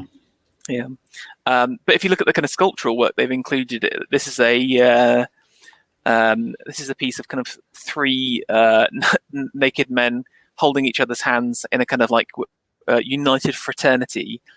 So again, it's all about this idea of brotherhood, and then you can see the large imperial eagle at the top, the classical, pseudo-classical columns across here, and the kind of large lamps, kind of showing that we're the inheritors of the Romans. We've got that kind of Roman prestige. We are an international power. So again, it's interesting how these moments were used in the past to kind of define a nation by saying, look, we're not like you guys across there. There's no women on here at all, or no kind of ideas of equality. It's just about kind of power and strength. I want to very quickly jump in and shill for Ferro's channel, which I recommend that everyone follow. But in particular, I found quite interesting his recent series. I'm not sure if it's done yet, but thus far there are 2 parts up. It's called the Art of Darkness, if I remember correctly. Yes, and he takes a look at the architecture of, in the first of them, which I very, very much enjoyed, of fascist Italy. And then of the mid-century Germans in the second issue. And therein I learned about this business of square columns. I was not aware, only became aware when watching Ferro's video on it with his excellent guests. I learned that in the classical period, there were some few instances of square columns. Do I remember that right, Ferro? Yeah, that's correct. Although the proportionality of all of Speer's work is just totally wrong. So this is not... it's just all wrong. Yeah, it's not Vitruvius approved. He would definitely be frowning at this. But it's just interesting that what we've got today is there is no chance of competition, and because there's no chance of competition, we've had the less of those chances to kind of think about who we are, if that makes sense. Do you know what I'm saying? If we're all kind of connected together, if we're one kind of big global community, culturally, politically, etc., you sort of lose that opportunity. So I think what's interesting about these kind of world fairs and competitions is the importance of setting up rivals. I have just put in Britain's attempt here because it is literally just laughable. It's so bad that I just thought I'd just is this the infamous, I think it's 1950 or 1951 World's Fair? No, this is literally from the same Right, event as this one. Yeah. So this is 37. I mean, this is literally what two of the global powers are doing right now. Britain just literally just produces some kind of weird white cube. I think that demonstrates everything. Just complete confusion, no possible direction. That's it. And this is some of the internals here. It's just literally like a whole lot of boats on the wall. I was unbelievably depressed when I saw this. This is like decline. This is decline even before the Second World War. But, wait, so go back onto that previous image. Yeah. Are those the weird shapes on the Scottish Parliament building? I don't know. I'm not familiar with it. No. The triumph of the amoeba. Yeah, it is. It's literally. But this I just wanted to kind of blackpill everyone by just showing just the levels of decline even before the Second World War. So, but it is. I find it very interesting that none of these competitions really exist anymore as a concept. And again, like there are sporting ones, but I feel like the sport sort of comes in as part of the circuses, if that makes sense. So it's part of the control mechanism. And look at the national representation within the teams, or at least in terms of the indigenous populations of the nations. It's all more or less interchangeable, and certainly this is stuff that's been covered. What's Owen's series that he does on architecture? Foundations, yes, yeah. Yeah, there's a number of those that I'd recommend to everyone too, where at least in part. There's some consideration of sort of a growing incomprehensibility with the architecture, the fact that it's so strangely interchangeable that very often you find the pure forms simply disappear. The best that you can hope for is sort of a ham-fisted pastiche, that's an interpretation that fails to understand the initial rules of the orders or the proportions and the rest. It's just another place. Architecture is another place where you have that disorientation, because these are quite literally landmarks. That's and landmarks serve fundamentally as a point of orientation. both very physically, go uptown this way down the boulevard or the avenue, or you can see Big Ben in the distance, so you can get some sense of orientation. But also metaphorically, once upon a time, pilgrims would memorize maps of Rome in their mind, or maps of Jerusalem, and the city was a reflection mnemonically of certain cultural truths and cultural standards. Or even religious ones that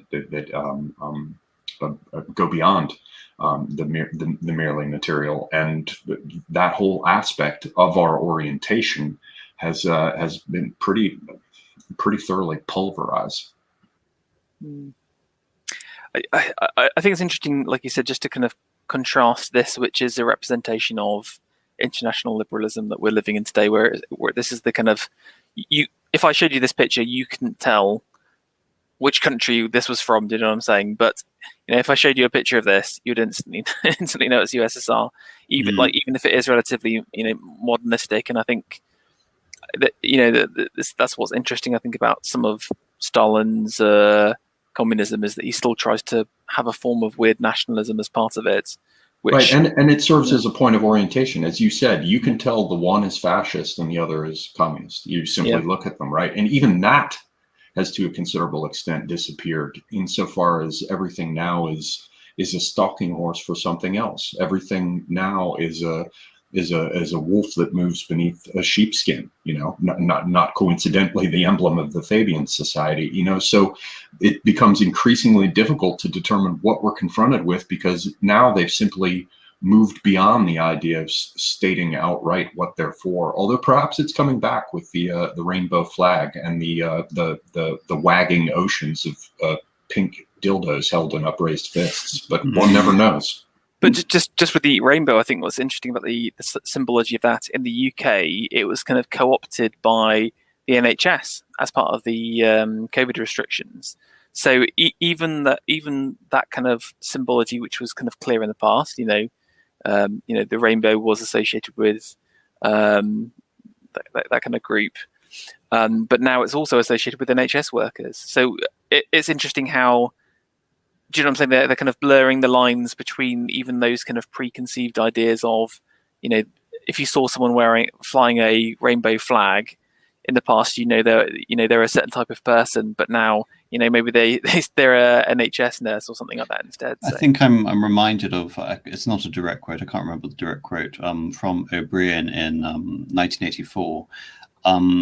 Our weakness was in strict ideological adherence.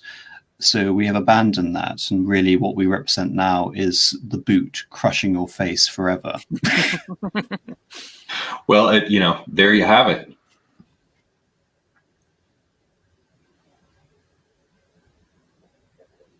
Cool. I'm sorry. So that you have arrived at the end of that sequence, Ferro? Yes, I have done. Yes. Very nice. Thank you for that. Yeah, to me, it's I guess as a kind of summary, I just see endless disorientation, just endless disorientation.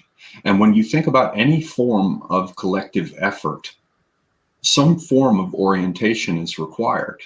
And usually there are systems that serve as a backup if other systems go down. So, for example, in crisis, men cooperating on a battlefield, they have flags and banners that they can hopefully see. Now, when dust was kicked up as one phalanx clashes with another, or the Romans and their little, I think, Tetsudo, I want to say, I always confuse the Latin, it sounds Japanese, but anyway, they march forward behind their wall of shields. Yes, and I think just drawing on that one point, something I forgot to mention when it came to the second kotai is in Japan particularly, all these samurai retainers would carry with them on their backs these mon, the emblem of the royal house, of the noble house, the house of the daimyo, and how the symbol or the mon was associated with prestige and status.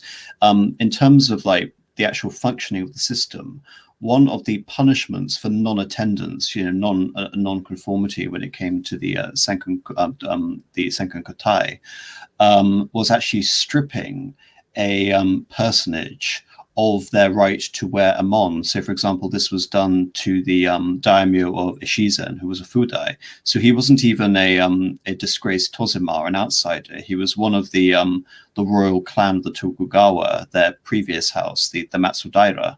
And because he failed to become part of the system of the certainty of the system of Senkan kotai, where everything orientated around allegiance to the shogun, he lost his right to use the heraldic symbol of the Matsudaira mon. And again, the symbol, the heraldry of all these samurai, not just a place, but you could almost say links to family and race again. All of this has been lost to the extent that there is no symbolism attached. So even the notion of removing the heraldry from your house has no disgrace attached to it, as it would have in 17th century Japan. Well, at that time, you would have been a man of character, having a character, not just in the sense of one's, moral qualities or attitudes or talents, but the idea that you bear a character or a sign. Exactly. And someone can be remembered, which is to say known. Gignosko, it goes to our idea of noble, which is really just a family that is known and remembered. Look at the funerals of the consular status gens in Rome, where they'd come out with the imagines, and the various actors would perform the roles of these characters who were remembered, who were known by the people.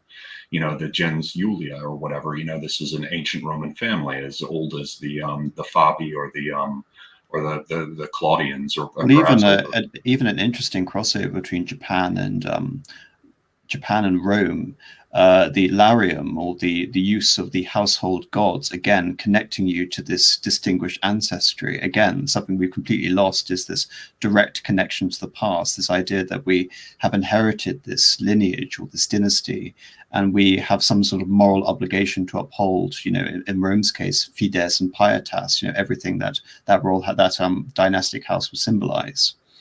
And now we're in a situation where not only are they people with no character, but they become people who have could be worse, who are bad characters. Because if you're part of the Kapitekensi, you're the head count. You're counted like cattle. It's not important that you put your name down, because your name doesn't matter and won't be remembered. You're simply a head count. You're a number. Well, bringing this up about disorientation, of course, something we have mentioned is role models and persons to live your life by. Of course, in Catholic understanding, you would model your life on the life of the saints, the saints of which also were imitating Christ. Even the idea of sainthood has been subverted, and it's been, destroyed of all meaning. And I hate to bring up contemporary politics, but one sees this in the portrayal of George Floyd.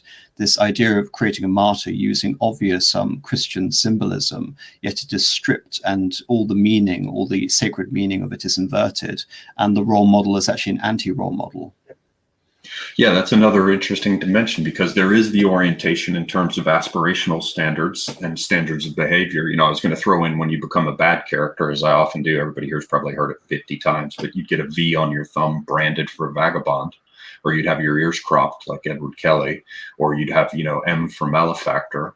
Once you drop below the level of the Capiticensi, or those who are simply counted like cattle, and it's no accident that cattle, chattel, and capital are all related, you would be marked as someone negative. You would be given a number, the whole idea of the prison tattoo or whatever. But yeah, we're lacking not only the orientation in time, we're lacking not only the orientation in space. It could be argued that we're entirely lacking a vertical dimension of any kind, with the disappearance of the sacred, with dialectical materialism and this flattening. But as you point out, AM, we've also lost this whole idea of standards, role models, and aspirational figures who form a sort of archetype that we should aspire to. It's, in every respect, it's the walls have tumbled down, the towers, the points of orientation, the calendars, the clocks. We see Stalin trying to have cascading 5-day work weeks, or we have the decades of the French Revolution with the destruction of our calendars, like all points of orientation. And just points of French Revolution in general. Again, the complete disassociation of Christian symbolism or historic symbolism with the French calendar, and instead trying to refer it back to nature. It was the same thing created under the French département as well, with this crushing association of any sort of regional history and replacing it with the innocuous place, river names or geographic features. Again, it's this idea of total deracination, and the more we talk about it, I hate to feel depressed about it, but at least we're still in a position where we can still recognize that what we have lost, as opposed to be even beyond that point. All of us with nice, hot, steaming mugs of black ink to swallow here at the close. Well, then, rather than end on a sad note, I will allow you guys to talk about your own channels in just a moment, after I shill for them, which I'll beg your indulgence to do. But before we go to that, Ferro, you've been silent for a moment. Did you have a closing thought? Just that, I think it's clear when looking at these kind of historical examples how actually advanced people of the past were about creating things like rituals and these other anchor points for that kind of order and harmony, and how those things have been intentionally destabilized to make connection between people within civilizations difficult. But it's possible to bring it back, and I always think back to that Byzantine example. Their empire had been just totally devastated. They were literally clinging on to the last gasp of life, but still managed to get another good 600 years in by thinking about these things. So I think it's good we're making this kind of we are the little Byzantine remnants, I think, right now holding out. So but there is hopefully a positive future. There's hope for another 600 years at least, right? Exactly. In fairness, I'm thinking more like we're at the end of Rome, and hopefully in 400 years' time, some sort of barbarian warlord might like the patronage of all these new ideas, like a Charlemagne. Right. Well, Apostolic Majesty, as a historian, one would expect you'd be playing the long game, right? You're like, as long as it happens within the next millennium, we're good, Well, I'm going to turn it over to you guys to mention anything that you might have coming up, but I do want to take this to most sincerely and wholeheartedly endorse both your channels. Apostolic Majesty recently had one with Columba. I'm sorry Columba couldn't be here with us today, because he'd be interesting both from the perspective of a classicist, and also if I understood correctly, he's got a background in archaeology as well, so he would have been interesting to have here in terms of material culture. Sadly, he could not be. We'll hope to have him on in future. But you were recently talking with him about the historicity of Virgil's Aeneid. I recommend everyone get over and check that out. And I've also caught your one on the Roman conquest of the Greek world. Lots of interesting stuff about Pyrrhus and others. The one on the Homeric epics is also excellent. So please, people, Ferro and AM, they both volunteer their time, and it takes a considerable amount of preparation to get ready for this. And they're doing it all for you. I thank them. You can thank them as well by going over to their channels and subscribing. Ferro covers material culture, art. He has a number of people who join him regularly, Panama Hat among them. And what was the name of the gentleman with the strong background in art, publisher of a number of books? Alexander Adams. He's an actual artist. So. Yes, an actual artist, yes. So he's, but Ferro has great folks on as his guest. A lot of you may not know, but Ferro is even something of an expert on textiles through history, particularly silks. A very interesting thing to me. He's been on my channel before for material culture. I can just mention quickly, he's done these two that I recommend you all check out, The Art of Darkness, part 1 and 2. Very, very interesting to me. So enough shilling. Go and subscribe to their channels. Gentlemen, I'll give you both an opportunity for the last word on what kind of things you have going and what's coming up next. Anything else you might want to shill or mention? Well, thank you very much. I mean, that was pretty extensive, so I'm not quite sure what I can add, but just in terms of tying this into the conversation, Ferro has brought up some wonderful remarks regarding the Book of Ceremonies. I am doing a Byzantium series at the moment, and I'll be talking about the inception of the transformation of the Roman Empire on Monday with Columba and my other recurring guest, Marcus Pertinax. So if you're interested in that sort of thing, please check it out. More stuff to come. And just thank you again for having me on. My pleasure. And yeah, the Furious Pertinax, yeah, I've dug him. He seems to have quite a head for the military history as well. So great addition. And just from my side, so obviously I run the kind of that kind of main channel, but I do feature on Owine's Foundations podcast as well. So why not subscribe to that as well? We talk about architecture. We're going through the history of architecture from the classical period all the way to present day. We're currently just about to reach the 18th century, so some interesting stuff. But I'll tweet about it. I'll tweet a link to the channel as well, so please do subscribe. Yeah, follow these guys on Twitter too. And yeah, I wholeheartedly support Owine. When Owine is in the house, Wales is too. So, okay, gentlemen, I thank you both very, very much for joining us. To our audience, thank you all for being here as well. Hopefully we'll have these guys on again in future. I hope you'll keep track of what's coming up. I don't have anything to announce of my own other than the fact that coming up on the 20th, I will be appearing with Tim Murdoch over on White Rabbit. And then, I'm sorry, before that, earlier on the 20th, I will be over on AA's Deep Lore. If I remember that correctly, we're going to be taking a look at art associated with the Apocalypse of St. John. Hopefully I remember that right. I'll be preparing for that. And then on Friday the 21st, which is the Circassian Day of Mourning, after all they suffered at the hands of the Russians, I will be talking about Circassians with Dr. Otto Pohl, and that should be interesting as well. So please join us for that. Otherwise, thank you all as always. Until next time, I am Semiagog, and I am out.